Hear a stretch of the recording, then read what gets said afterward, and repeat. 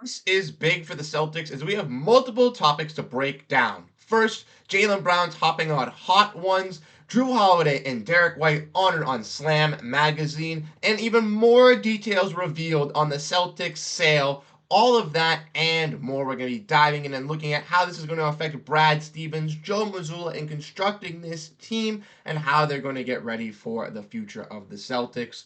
All of that and more on this episode of Celtics Digest. I'm Bruce Velez. And you guys have been absolutely fantastic showing your love and support over on the channel. And Godfrey and I are absolutely astonished with the love that you guys have been showing. So if you want to make sure you stay up to date on everything revolving around this team, hit that like button to stay in the algorithm. But without further ado, let's dive into the topic at hand. Make sure to grab a snack. And the first topic we're going to be discussing and diving into is talking about Jaylen Brown. And that is right. As you guys know from the introduction, he is going to be hopping on a really cool show in the next couple of days. So let's dive in and look at this. That's right, ladies and gentlemen. On October 3rd, Jaylen Brown will be on the iconic show Hot Ones to try out these special sauces. And it's absolutely crazy that this was kept quiet because I saw reports of Celtics media members pissed off that they did not get to find out this at Media Day, that they had to find out like everybody else over on Twitter. But yes, that is right. Jaylen Brown has announced he will be appearing on Hot Ones. It will be absolutely fantastic and something we will definitely be tuning into to watch his, little reaction to the sauces. I think this is going to be a really, really cool thing. And this has been the year of Jaylen Brown. Let's not forget, Jaylen Brown won Eastern Conference Finals MVP, got to write a song with ASAP Ferg, got to enjoy a whole summer of just traveling the world, and now gets his own shoes, and now gets to be on Hot Ones. This is just a fantastic year for Jaylen Brown, doing stuff for the city of Boston, doing this stuff for his brand Juice, and just for him himself and his career in the NBA. And I couldn't be happier for anybody because Jaylen Brown definitely deserves it. After all the hate and all the discourse he dealt with over the last 2 seasons, it all accumulated to this fantastic year where he said at Media Day this was the one summer that he was not upset and devastated, which I'm just absolutely fantastic here. Let me know what you guys think down below in the comment section. How do you guys think about this Jaylen Brown news? Well, let's get into some more topics at hand. Like I said, we still got more. We got another one. That's right, DJ Khaled, another one. As a Slam magazine cover, ×2 has happened this summer for the Boston Celtics. If you guys have been living under a rock, you guys wouldn't know, but the Celtics won an NBA championship, and they've been honored with that this year. Let's look at this new Slam magazine cover.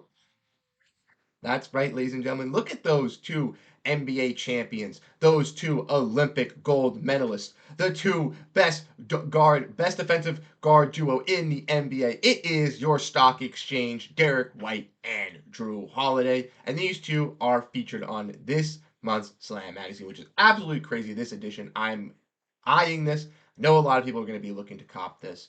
Fortunately, I will be looking to cop it as well. And if they do come out with it as one of those pop figures, if you guys have already, if you know, you know, I will be collecting those. But yes, this is not the first Slam magazine cover that we've seen this offseason for the Celtics because Jayson Tatum and Jaylen Brown also got their duo one as well. So yes, the Celtics have graced the cover of Slam magazine this summer with the Larry O'Brien once, with two duos, and with two of the best duos, the best wing duo and the best defensive guard duo in the NBA. Four Celtics being honored there. I think that is absolutely fantastic. After the season the Celtics had, they definitely deserve to be represented in that way. And after all the negative light that they've been shown, they definitely deserve some positive light as well. So let me know what you guys think about this as well. I just think this looks cool. Let me know if you're going to cop one, buy one. I think it would be very interesting to see if that, to hang that up and to have that. I think that'd be a very cool collector's item for some Celtics fans.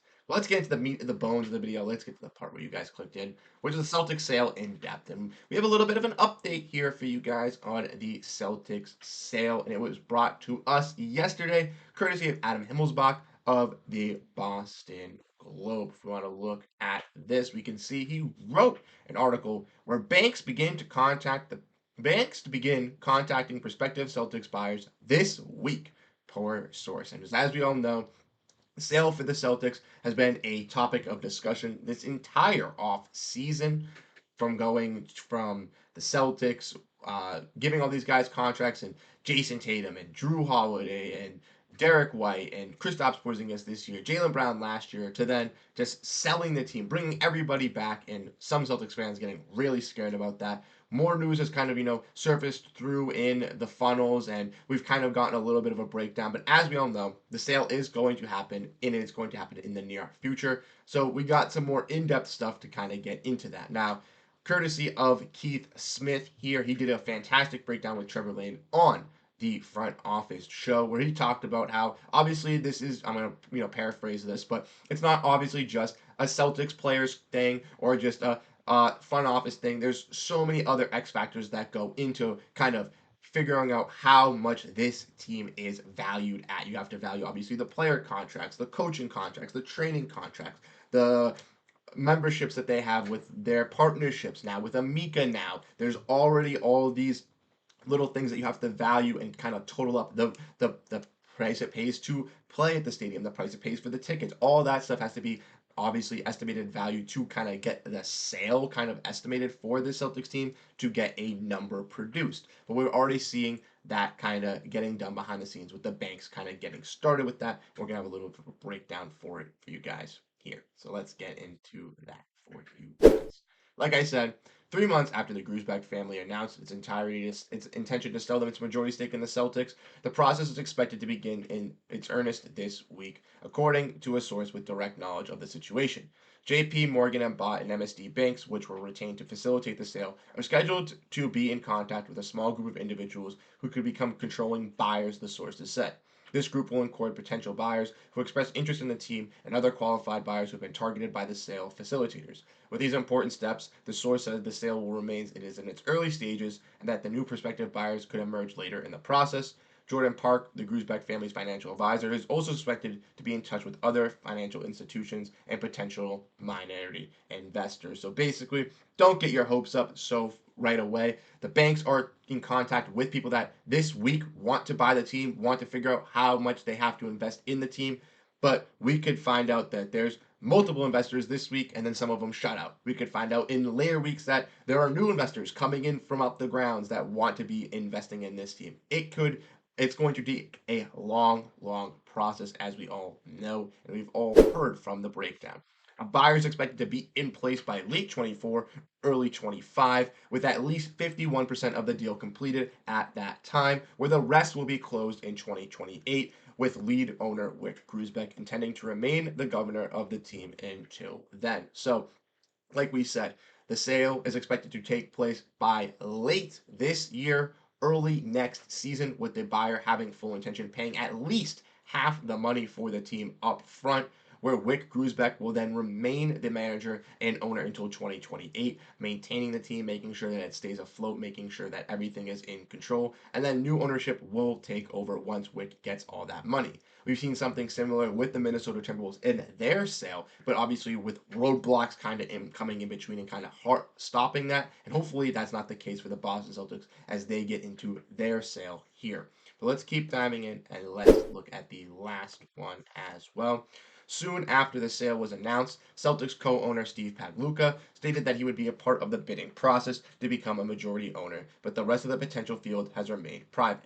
With JP Morgan and BDT and MSD even targeting prospective buyers who have yet to show interest in 2023, Forbes values the Celtics at $4.7 billion. But that was before the team won its 18th title and the league's new $75 billion media rights deal was completed.